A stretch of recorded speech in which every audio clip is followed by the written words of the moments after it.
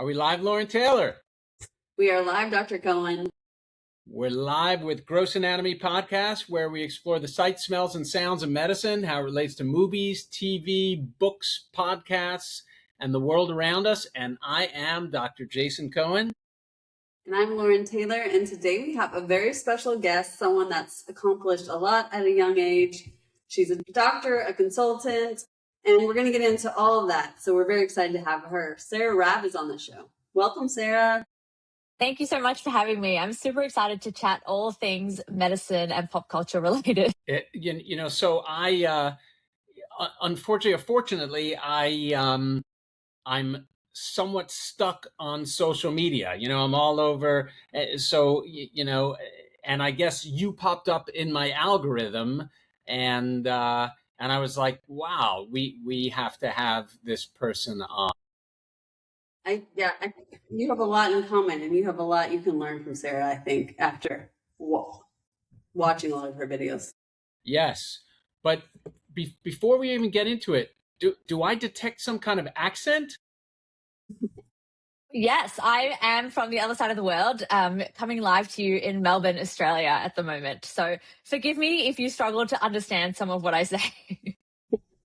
Wow, so you're actually physically in Australia right now?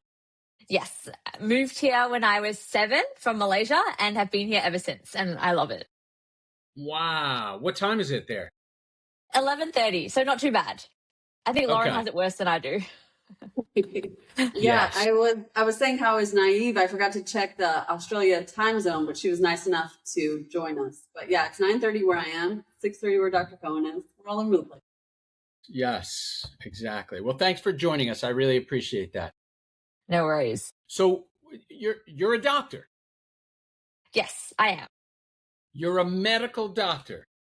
I am. I graduated from medicine in 2021 when I was 23. And then I completed my internship the year after, before I then decided to expand my career. Wait, I want to back up though. So were you always thinking, hey, I want to be as a kid? Because I actually created and run a pre-med program at the hospital in Los Angeles. We've been doing it for, I think, close to 12 years now. So you, for college and post-bac students. So you, as a kid, always wanted to be a doctor, or no? Or you didn't? I would say that for the majority of my childhood, I wanted to be a doctor. When I was about 6, or even before that, I had 3 job aspirations. The first was an astronaut, the second was a hairdresser, and the third was a doctor. And then as I grew older, I guess I received a lot of praise and a lot of admiration for wanting to be a doctor. And so that was what I set my sights on. And then when I was about 16, 17, 18, my grandmother developed dementia, and being in a situation where you have a family member who's unwell, that made me really respect the medical profession and, increase my desire to go into it so I could help others. But who knows? I still might become an astronaut. Time's not up yet. Or a hairdresser. True. My best friend's a hairdresser, so I learned from her. There you go. And were there any doctors in your family, or was really... I'm the first doctor, although my grandmother did want to be a doctor. She ended up becoming a psychiatric nurse because I think she couldn't afford to go to medical school. So that was sort of also why there was just a lot of expectations around going down the path and being the first doctor in the family. And did you go right from high school to medical school? To college to medical school, etc.? Yeah, in Australia, it's a bit different. You can go straight from high school into what we call undergraduate medicine, which is a 5 to 6 year degree. And that's why I ended up graduating and becoming a doctor at, say, an earlier age than what you might expect in the US. How old were you when you were finally a doctor? 22. Wait, 20, nice. Yeah, 20. 23? 23. Nice. And while you were in medical school, did you feel like I'm not in the right place, or did you feel like I want to be a such and such, or what was your headspace? I'd say that throughout the first 3 to 4 years of medical school, I really believed I was in the right space. I loved learning about the human body. I really liked being around the people in my med school and the cohort. But I guess I also never really stopped to question it, that there was any other path. It was just like, it's the same way I get up in the morning and I say, I'm going to the gym today. Like there's no excuse or like way around it. The Do you only go to the time gym every day? every day except Sundays. And sometimes I do Pilates, but yeah. Good for you. Good for you. We need to. Yeah. But I started really questioning it when I was in fourth year. So my penultimate year of medical school. And I asked one of my best friends at the time what they wanted to specialize in. And he was a very successful entrepreneur. He had his own tutoring company that he'd started and was running on the side. And he said to me, I don't think I want to be a doctor at all. And I kid you not, in that moment, it was like my mind was blown because what do you mean that you can go through medical school and have a medical degree and then do something outside of medicine? And it was from that moment on that I started exploring alternative careers as well. And I probably started admitting to myself that maybe clinical medicine, as much as I do like it, is not my final goal. But other than being an astronaut and a hairdresser, were there other serious things that you considered during university and prior to that? Yes. So at that time, and this is also sort of why I started exploring outside of medicine, I was running, I would say, a somewhat successful social media enterprise. I had started Instagram when I was 14. And Wow. by the time, Your parents let you? my parents are actually really chill. I will give them that. They've Okay. never really stopped me from doing anything, although they, do want me to be careful and safe. But I think my dad's just a really big thinker. So I inherited that from him. And by the time I actually went into medical school, I had over 1 million followers. Or by the time I was in medical school, I had over 1 million followers. And I had launched an ebook that I sold and an online store that I started myself. So I always had a bit of an entrepreneurial spirit. And I think that's why when the gates unlocked, I started thinking about how I could bring more of that into my career. So as a 14-year-old, you started growing an Yeah, instrument? I did. Yes. That was year 9 year 9 What in high what school. was your why were people following you? Were you singing or dance or doing dances? What was your thing? This was way before Instagram even had video. So I was really into health and fitness at the time. That was when I started going to the gym, when I started learning about eating well, looking after yourself. And so I was basically just posting what I had learned or what I was learning in the form of, motivational quotes, infographics, updates on what I was doing.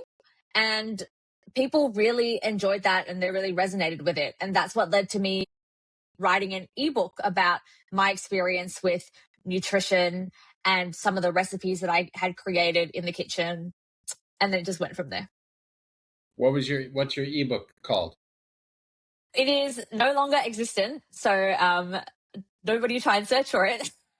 Also, I look back at it and I'm like, yeah, I definitely wrote this when I was 14. But it was like the beginner's guide to eating clean and feeling great.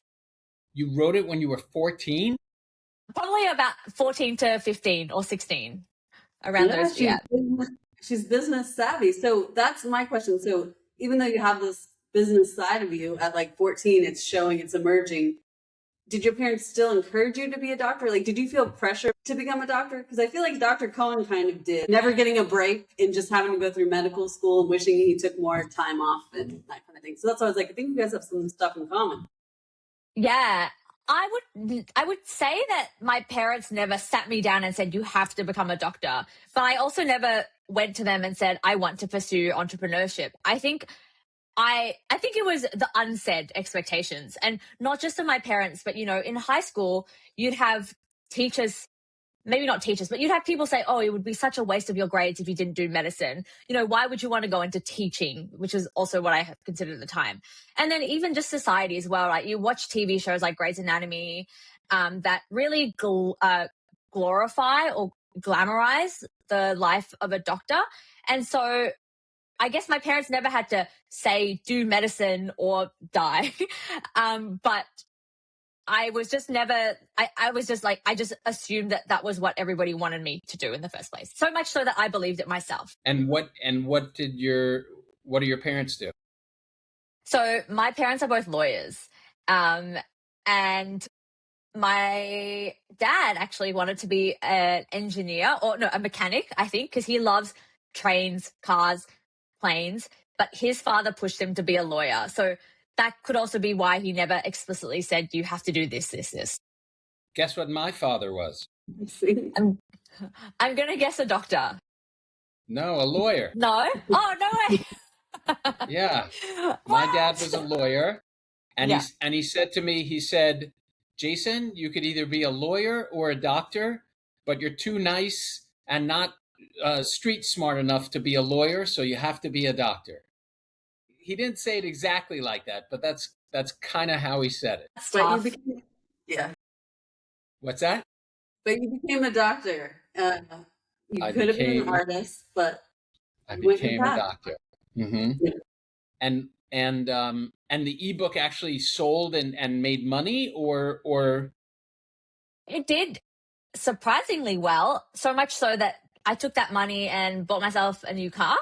Well, no, it wasn't a new car, but I bought myself a car that was new for me at the time. And then I invested that capital into the online store that I launched soon after that. You mentioned Grey's Anatomy growing up. Was there like a doctor on TV or like in the movies that like you liked or that you thought was cool?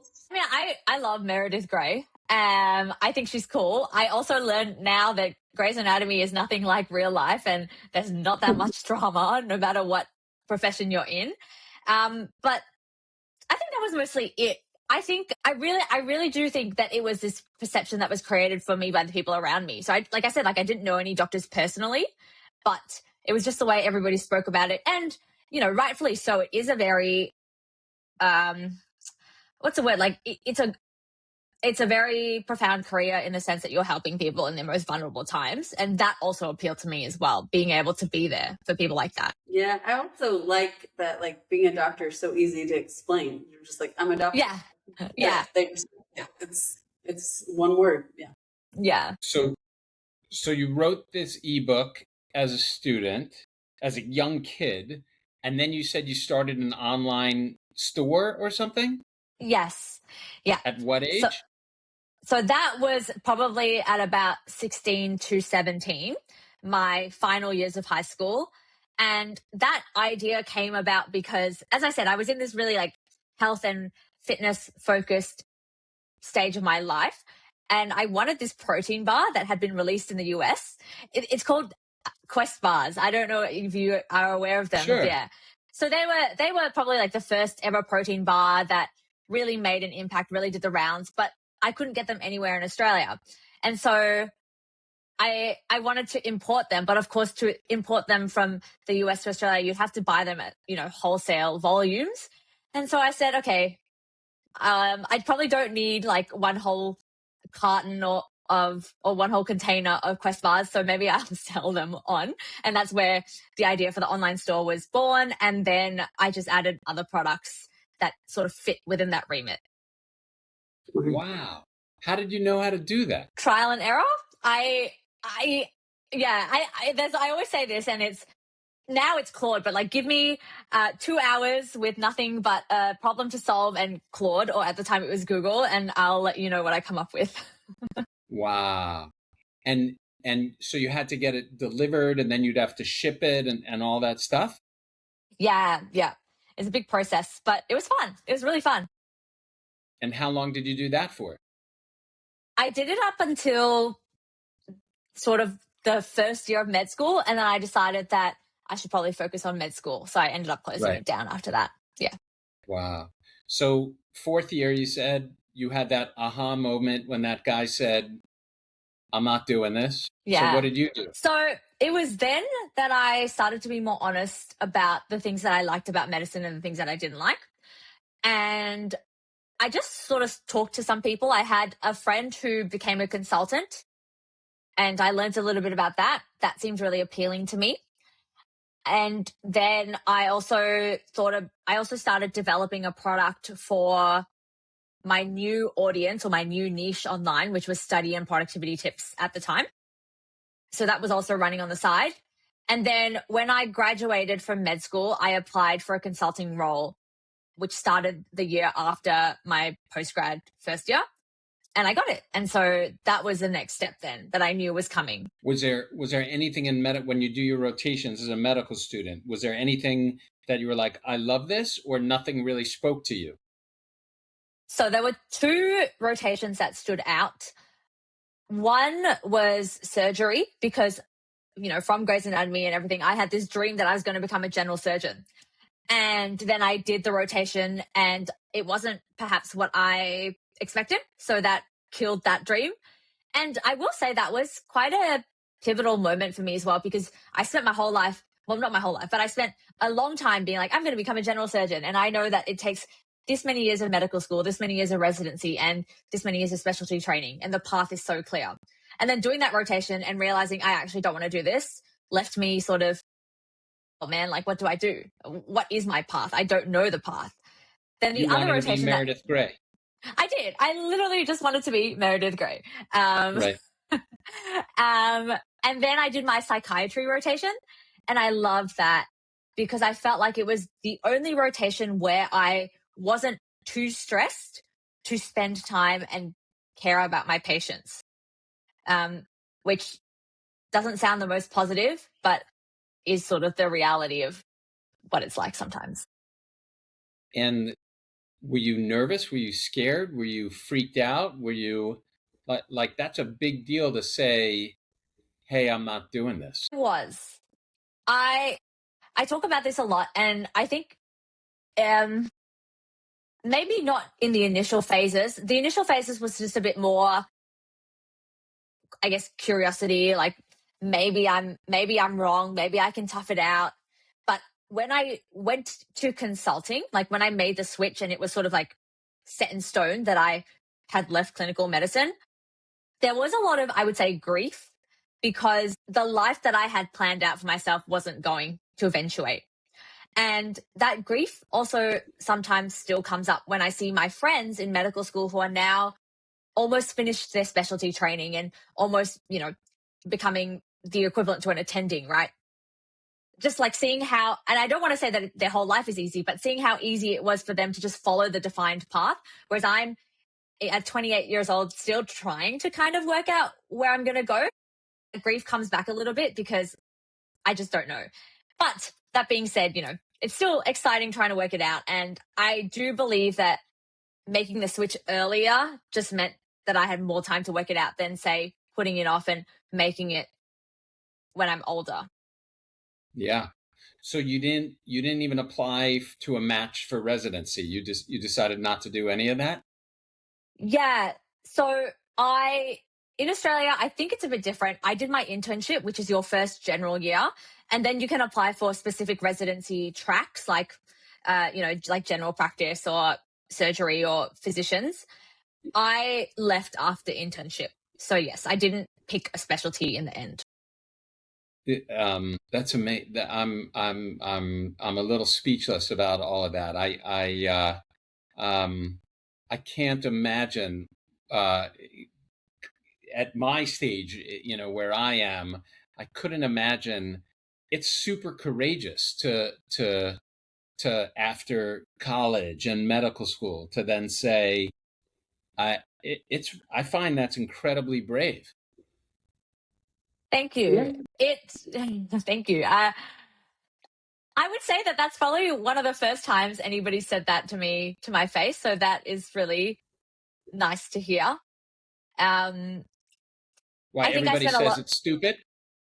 Yeah, I think I spend a lot of my time explaining myself to people as to why wouldn't you leave medicine? It's such a great career and you're so impactful and you're saving lives. And I do believe that, but at the same time, you kind of have, like, you can't fight what's meant for you versus what's not meant for you. And I am still in the phase where I'm trying to work out what my thing is. I'm sure once I reach it, I will be able to look back and say that was the right decision. But right now I'm like living it, right? And I'm building my business, my current business on the side, hoping that this will be my thing.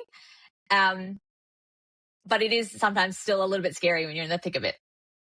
Did you say to yourself when you first left that I'm doing it for a year? It's like I'm doing a gap year. Is that kind of how you protected yourself a little bit, or no? Or you were totally out? I protected myself. Yeah. So I did say that I was going to do consulting for a couple of years. And I would still say that me moving into consulting was a bit of a safety net, or like a cop out, if you want to use those terms, because it was just me swapping one prestigious safe job for another prestigious safe job. And it was almost like I chose to work at McKinsey, which is a really big international consulting firm, because then I could still say that I was doing a really, I guess, high status job, right?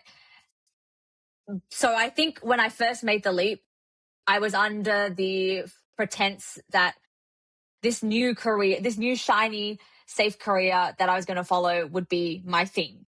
And then after spending a couple of years in consulting, I realized there is nothing that speaks to me as much as entrepreneurship, and as scary and as risky as it is, like I have to do it. Otherwise, I'll never know. And that's something that Dr. Cohen talks about too, is like he wishes he took a gap year. Don't you wish you had like more of a break, Dr. Cohen? Like, I don't know, do you think you would change things? I'm still waiting to do my gap year. I'm still hoping I get to do my gap year. Yeah, no, I tell all my students, slow down. One of my biggest regrets is I didn't take a gap year and just try or experiment and do some other stuff. It's definitely a big regret of mine. But were you, when you were in med school, were you it's funny, at this pre-med program, I remember we meet with our students every Wednesday. So I just came from our meeting. Years ago, we were talking about some influencer, and I'm wondering, is it you, some influencer who's pre-med, who's giving all this pre-med advice, and everybody follows this pre-med advisor, and then the pre-med advisor announced, you know what, I'm not, maybe, oh no, it may have been a college student, I'm not going to be a doctor, I'm dropping. Was that you, or was that someone else? Maybe it was me, but I did something similar in the sense that I built my following around study tips and productivity tips, or I built my second following around study tips and productivity tips. And I think a lot of that clout was because I was a med student, and that's why people listened. And then I turned around, and then I started posting about my first year in medicine, and then I said, hey, I'm going to be a consultant. But I can't say for sure if that was me, because I'm sure there are many other people with a similar story out there. Yeah. This might have been someone who was advising how to get into med school, and tips about that. Yeah. And then they said, I'm doing so well on social media, I'm out. It might not have been me, because I didn't focus as much on getting into med school per se. It was more just about study tips for students and like high school and uni students. And then I also never sort of talked about leaving medicine to do content until recently. It was always about leaving medicine to be a consultant at that stage in my life. So probably someone else, I'd say. Yeah, but similar. But so when you were doing that in med school, were you monetizing that? Yes. So after my fitness era and then my study and productivity era came about, I'm like Taylor Swift. No, then I started landing more brand partnerships. So that became my avenue of monetization.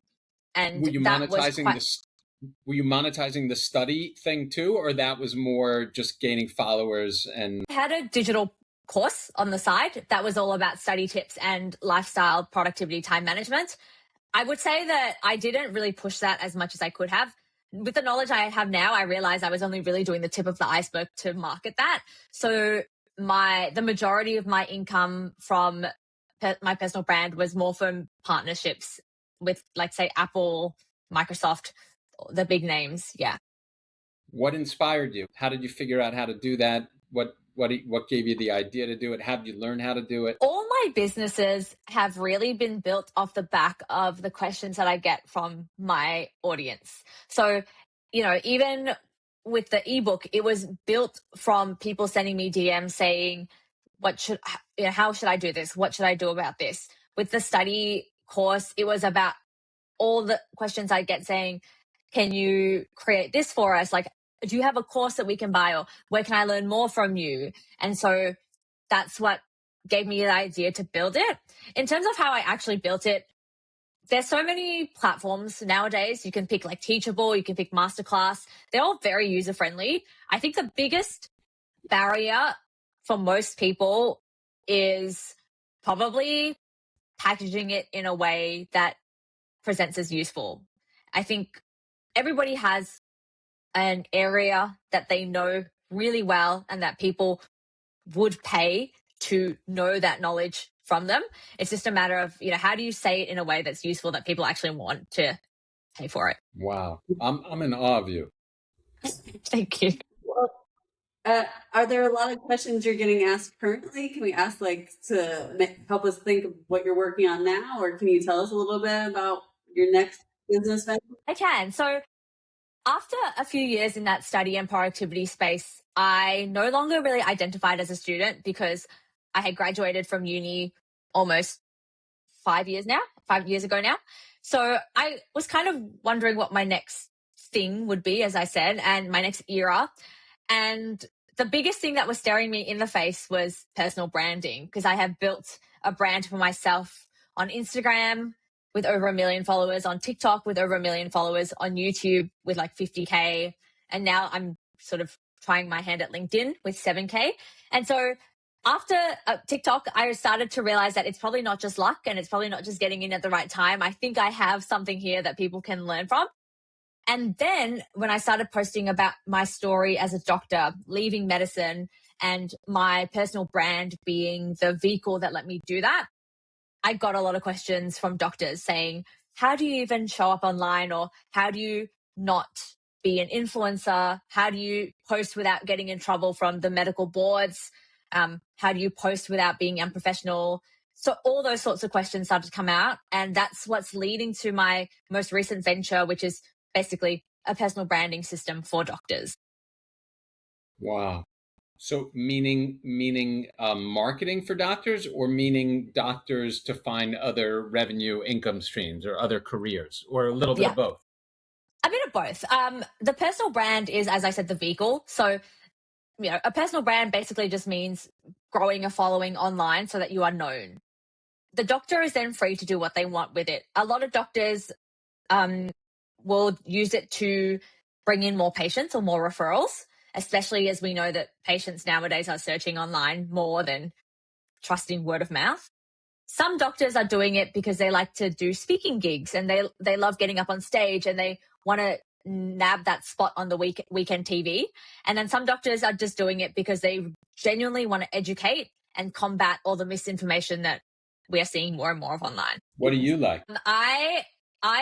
I believe I am a naturally born, I'm a natural educator. So to me, my personal brand gives me a way to teach people how to do things that they're interested in. And it also lets me be creative. For a really long time, I used to think that the most interesting thing about me was, say, my grades and my intelligence. But as I've sort of lent into this a lot more, I'm realizing that my career and whatever I do has to have some sort of creative element to it, because it's what I enjoy. Mm. Do you like getting up and doing speaking gigs? I do. It's a lot of fun. It's nervous. It's like I was even nervous for this podcast, but once you get on, it's all good. Well, that's because I'm very scary. That's why you're nervous. A little bit, but it's cool. I'm good now. No more nerves. There you go. Did you yourself have any mentors or inspiration? Many over my years. I've had people that I look up to online, especially. I don't think anybody is in this space that I'm building out right now, which is exciting for me and a chance for me to make it my own. I would say, though, that one of my biggest mentors is probably, well, not a mentor in the traditional sense, but somebody that I see I have inherited a lot from is my dad. For better or for worse is the question. But there are some good things in there that I've inherited from him. That's amazing. And does he help you with any of this stuff? He doesn't help me in this, because I think the stuff that I'm doing is very, very new and at the forefront of really where the internet and culture is moving. But one thing that I think he has really helped me with is this idea of being like, is that the idea of like having the audacity. And if you've met my dad, you would know that he's very outspoken and he loves to tell jokes and stories about himself. And he has a way of just like captivating the room around him. And I think I learnt from him that it is okay to stand out and really lean into what makes you different. And then also ask for the things that you want, like go after them relentlessly instead of being ashamed or thinking that your dreams are too big. That's And- lovely. Yeah. And what about, did you read any books or, any of those, did anything speak to you in terms of books? Because, certain things have spoken to me a little bit. I'm curious if any books and things like that, or TED Talks or, TED Talks. well, like, Tim Ferriss's The 4-Hour Work Week. I don't know if you read that.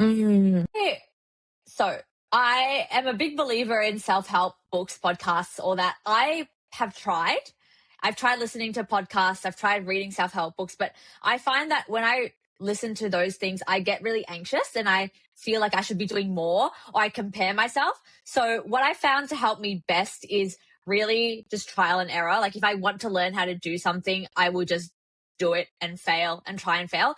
And then I'll like look for certain things that I want to learn at that point in the time. But if I'm listening to say like, Atomic Habits, which is a book on my partner's bedside table, I'll just be reading it saying like, oh, I should be doing all of this, but I'm not. I'm the worst. So I just put it down. Nice. And what about like Simon Sinek? Have you listened to Simon Sinek or read Simon Sinek, Find Your Why? Haven't.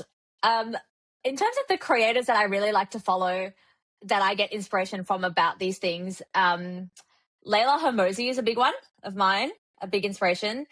And I know Cody Sanchez as well. Like I would say I really like their sort of approach to business and purpose. I notice in your Instagram you're in scrubs a lot. Are you still doing medicine at all, or that's just more for your content? Those are flashback or those videos. old So posts? yeah, they're all because when I was in medicine, I was doing a lot of not a lot, but I was doing some day in the life videos. So I have a lot of footage from back then. So if I'm posting about something that relates to my journey in medicine, I'll usually use a flashback photo because it kind of sets the scene a bit better. You did a decent amount of crying. Yeah, that's why I left. It was pretty miserable for you? I wouldn't say it was miserable. I would say it was hard. Yeah. It was hard because one, it wasn't aligned, and two, I think when you first start off, it is just overwhelming, the responsibility that you have on your shoulders. And as an anxious person, that sometimes got to me. And also as somebody that cared a lot about the people that I treated, that also got to me. Yeah. So do you now have doctors that are coming to you and you're coaching them, or what are you doing these days? Yeah. So I help doctors build their personal brand. A lot of that is focused just around helping them. The way I see it and the way that my personal brand has worked for me is it really gives you autonomy over your career, right? I find that the traditional pathway in a career is that you just apply for jobs and you get paid a salary and you work where you're told to work. You work when you're told to work. With a personal brand, you have more power in your hands, you have more leverage. And whether that means that you do want to do speaking gigs and get paid for that, or you want to start a business on the side, or you want to attract a certain demographic of patient that is more suited to people that you can help, that's what your personal brand gets you to do. So I often get approached by doctors who are quite maybe burnt out or frustrated with the system and just want to have a little bit more control or power in their hands. And that's where that personal brand comes in. And do you find the doctors that you're working with are looking to leave medicine, or what are you finding the majority, or is it a mix? Are they looking to just promote their brand? Are they looking to leave medicine? Are they looking for a side hustle? Or is it a combination of all of the above? It's a combination. I would say that not I would say a minority of them want to leave medicine. I would say that they are frustrated at the system in medicine. But a lot of them know that leaving isn't the solution. And I also understand that leaving isn't the solution. Like, in reality, I've also thought about going back to do a bit of part-time or casual work because I do miss some aspects of it. So I do maintain that leaving isn't the answer always. It is just a matter of building parts of your career that really are true to all aspects of who you are, right? Like medicine might be true to one aspect of who you are, but then entrepreneurship might be true to another, or public speaking or teaching might be true to another. So therefore, sometimes doctors who are burnt out are just too fully encapsulated in one area, and maybe they just want to try and explore other things as well. And so that could be the answer. I have a quick question for you. We talked about this in our last podcast about how like AI videos are made of doctors. Like there's a lot of videos of Dr. Cohen has social media feeds that look like him, that aren't actually him, but they look exactly like him. His friends have even been like, why are you promoting this product? It's not him. So I was wondering if you've encountered that personally and like how you deal with it, or if you've seen other doctors encounter that. It's the thing. Yeah. I've seen some of my doctor friends get their videos taken and promoting some whack product as well. It's so dangerous. I've had my content copied, but because I never really showed up much as a doctor, I was never like I guess my authority wasn't copied and pasted, if that makes sense. I don't think a video of me crying in scrubs would sell a product as well as one of Dr. Cohen's videos. But that's actually also one of the reasons why a lot of doctors come to me, because they're so sick of the misinformation that's being posted online that they feel like they have a sense of duty to show up and say, this is actually what's scientifically and evidence-based. Do you travel around doing what you do, or do you stay pretty put? I'm a homebody, so I would almost wish that I didn't travel, but I do a lot. A lot of my clients are international. A lot of my partners as well, like Apple, they do a lot of stuff in the US, so I'm there quite often. But I always find that every time I travel, it unlocks a new, it's not like almost an epiphany. I find that every time I travel, I come back with something that I'm really excited about, or an idea or a new way to do things. So it's kind of good, and I feel like I should push myself to do it more often. Amazing. Where do you have any travel plans already? I just got back from Bali a week ago. So I would like to stay for work. Wow. But I had fun while I was there, but it was my business partner that I'm building this new system with was hosting a retreat over there where he wanted to work with me face to face. So that's why I went over. But I'm trying to stay home for just a bit longer because I live in the country. So my partner and I moved from the city to 3 hours out. I live right by a lake. I can see it from my window. So it's a bit of a hassle to travel. But I read somewhere that the way you think is directly linked to your environment. And I have noticed that I used to live in a very cramped, small townhouse with not really any windows because it was on a main street, very dark. Here I have almost like floor-length windows. Do you want to see? I can turn it around, but I don't know. Let's see, for sure, yeah. Hang on. I know, I'm getting jealous. I'm getting super jealous. These are my partner's plants, and then these hang on, let me move so I'm not sure if you can see there's like a lake there. Yeah. Hang on. So I live just opposite a lake. That's amazing. Sorry, I got a little. And no, that definitely seems worth it. I used to live in California, and we had rented a tiny house by the water, and I think it makes a total difference of like your mindset, or mine anyway. I miss it. So it's like it's almost like being in an expansive environment causes you to think and dream bigger as well. Yeah, we've taken a lot of your time. So I have just a few final questions. But one of them was Dr. Cohen also talks, a lot about like how do you deal with like hate online, or like people, leaving negative comments. Like, how do you deal with something like that? I'm sure you get a lot of positivity too, or mostly positivity. Yes. I do. And the old me would have deleted the post and deleted all the mean comments and not looked at anything. The new me has learned that there's something that one of my friends said, and it is criticism is unexpressed longing in disguise. And so the way I view it is that anybody who leaves a hateful comment is only doing so because subconsciously or consciously, they know that you are doing what they would never have the courage to do. And so that hate comes from a place of insecurity.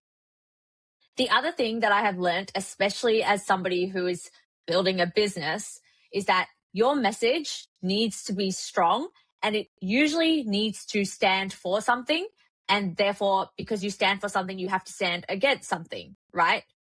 If your message is not strong enough and you try to please everyone, that means, if you try to please everyone, that means that your message is not strong enough and it is not resonating with anyone strongly enough to make an impact.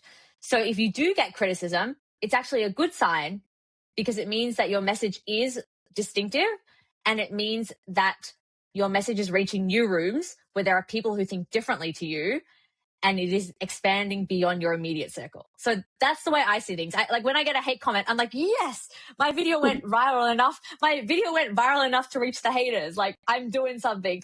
That's the way I see it. Yeah.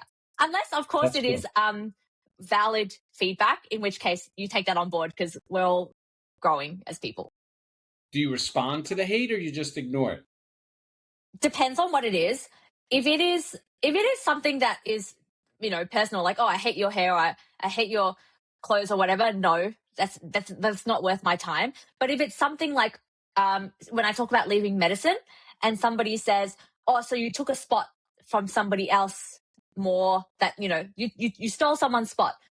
I respond to that because it is important that somebody else in my situation, where I was 3 years ago, doesn't see that and then chickens out from doing what I did, right? So I will respond to that in a way that is more like, I'll say something like, what, you've never changed your mind in your life, or, you've never had a relationship that you didn't enjoy. Like, it's okay to experience things, and like something like that along the lines of that, so that if somebody does see that comment, they'll realize that there's a lot of reasons why you can go through medical school and change your mind, and that's valid.